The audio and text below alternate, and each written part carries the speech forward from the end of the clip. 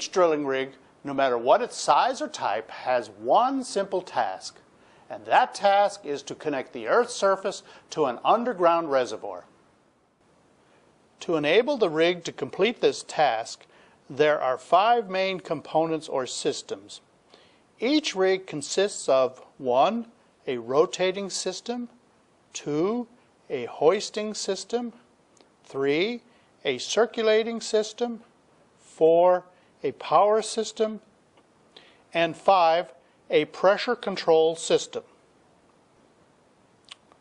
In this drawing, I've labeled each of the 5 main systems with their significant components as you'd see on an operating rig. Let's take a few minutes to orient ourselves to their locations and look at how they fit all together. Once we are familiar with the parts and their locations, we'll describe their functions. Let's start with the rotary system.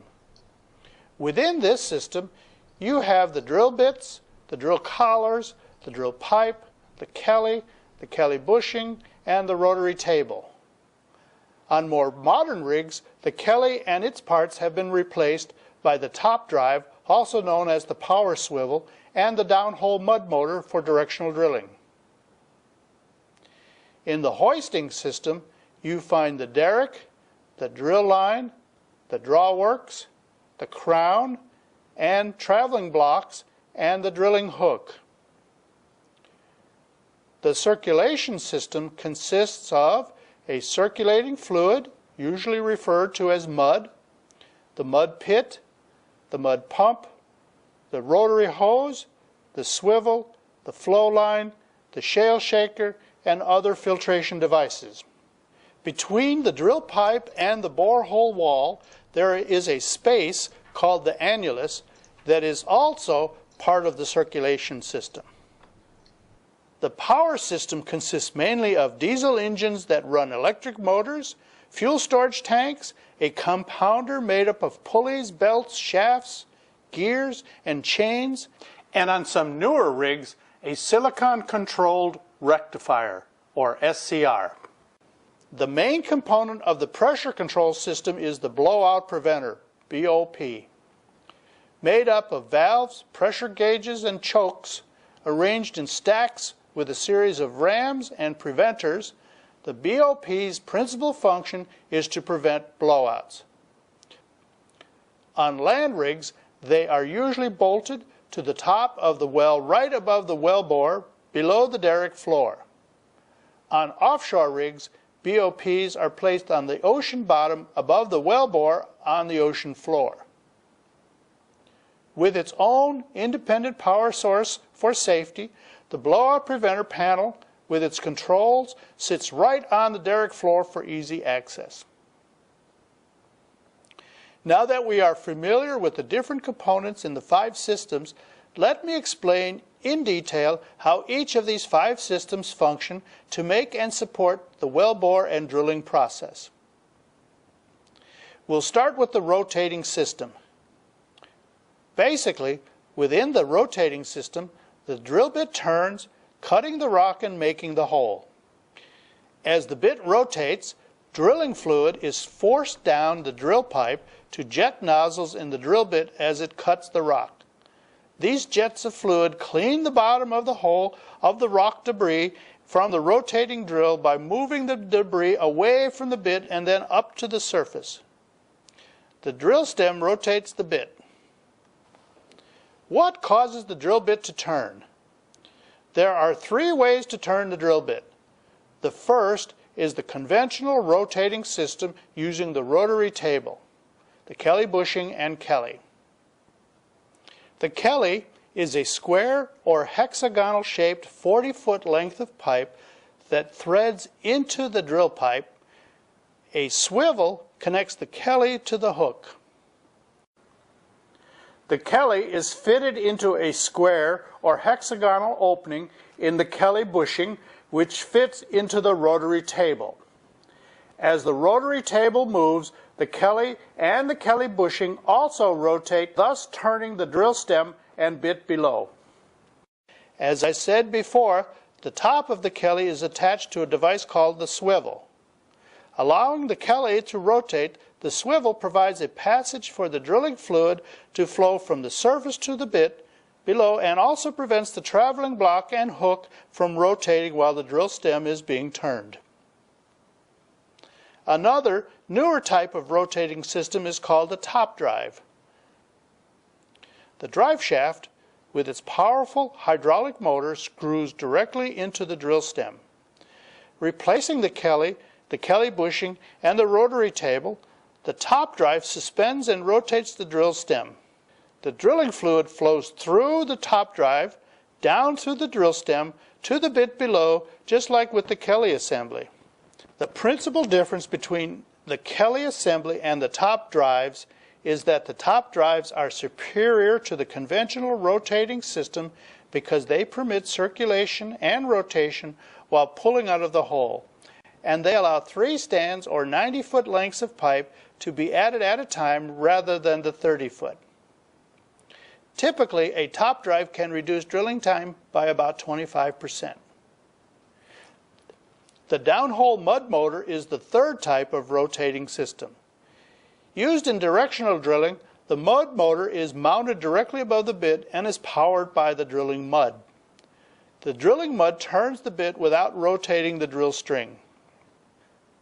Still used on older rigs, conventional rotating is still used, while more modern rigs are usually equipped with top drives.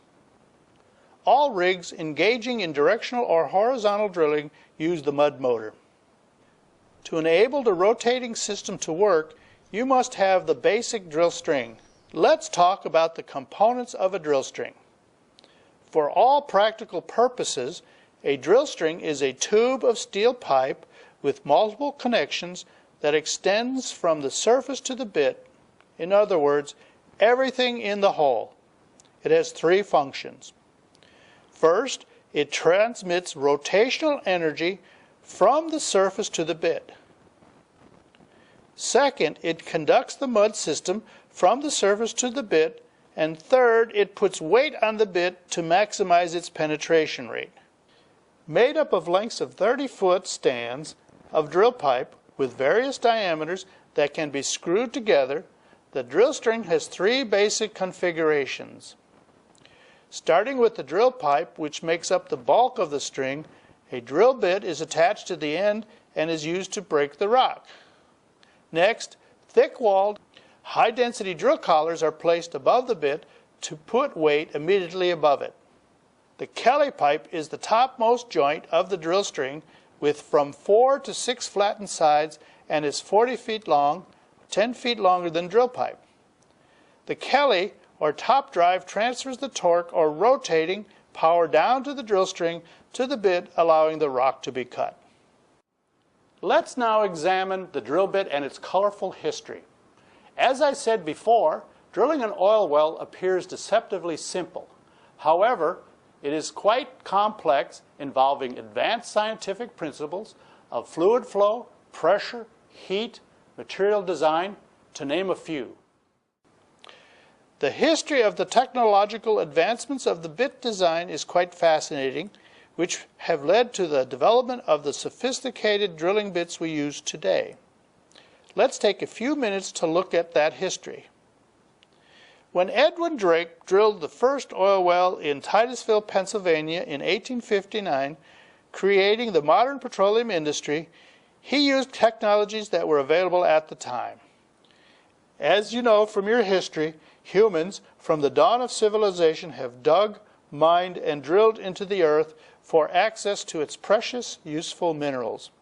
In China, Iran, Poland, and many other locations throughout the world, humans had already developed quite sophisticated drill bit technologies to extract salt, water, gold, coal, and even oil. In fact, when Drake drilled his first well, he used the tools and machinery that were being used to drill for salt in nearby salt mines in the northeastern part of the United States.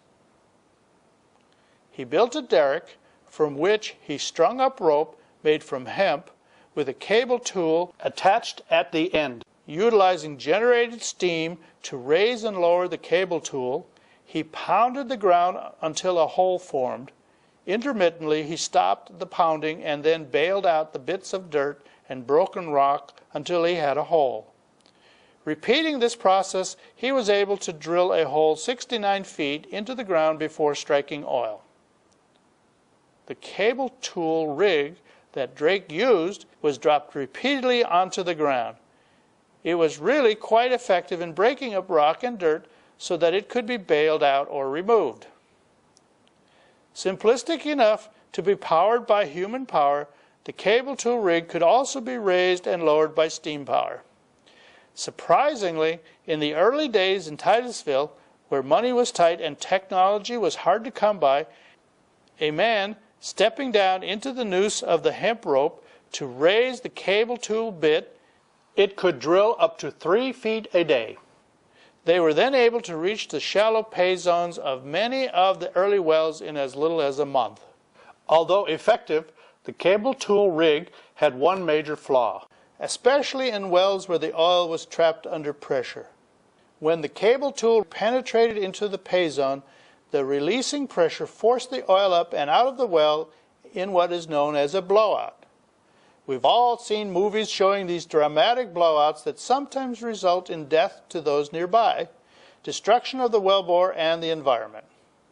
Needless to say, technology to prevent or lessen these blowouts had to be developed. As you can imagine, besides the need to reduce or eliminate blowouts, there were other problems with the cable tool drill bits. Operating within a hole dug into the earth in extremely dirty and hot environments, the bits were subject to enormous mechanical stresses which caused them to dull quickly or to break inside the hole. Digging out these broken bits or replacing them wasted rig time and cost a lot of money. The industry needed a better drill bit. Although first invented in France in the 1860s, the first rotary drilling bit was used by Portillo Higgins in 1901 to drill a well that led to the Lucas Gusher blowout, a part of the Texas oil field that later became known as Spindletop. It was shortly after that Howard Hughes Sr. patented a two-coned rotary drilling bit that could revolutionize drilling, because it introduced the hollow drill stem that enabled the broken rocky debris to be washed up and out of the borehole. Although the design has been improved over time, it remains the most popular type of drill bit used today. Let's examine the rotary drill bit to better understand why it quickly replaced the cable tool drill bit. Tricone roller bits are the most commonly used bits.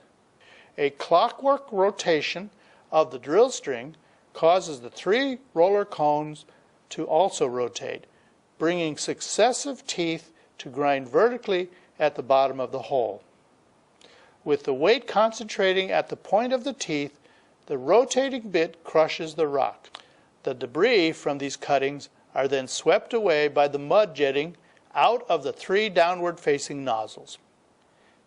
Tricone bits can have teeth milled from hardened steel, or, for harder rock, small tungsten carbide teeth inserted into a steel cone.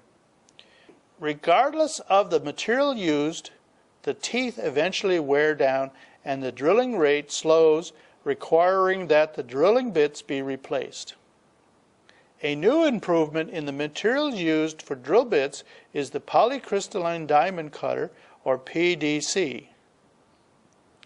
They use very hard polycrystalline man-made diamond wafers on the face of protruding bronze bases.